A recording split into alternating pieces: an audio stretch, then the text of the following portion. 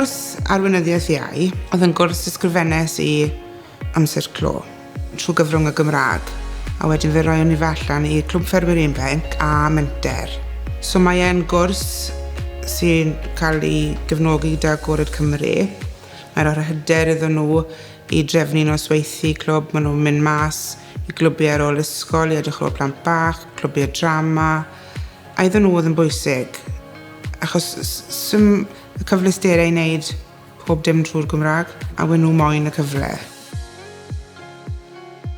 So o'n i'n dysgu siwt i gysylltu gyda gymuned, a wedyn o'n i hefyd yn dysgu pethau fel hawliau plant. O'n i'n dysgu oedd hawliau plant a siwt ni'n gallu diogelu plant, safeguarding a stwff fel la. Mae Heulwen wedi rhoi gymaint o hyder i ni fel criw hefyd i fy mlaen a defnyddio'r sgiliau mae hi wedi dysgu i ni. Oedd hi wedi rhoi fel rhywbeth o'n i'n edrych mlaen am bob wythnos a y sgiliau byddai'n gallu defnyddio am byth bynnyl.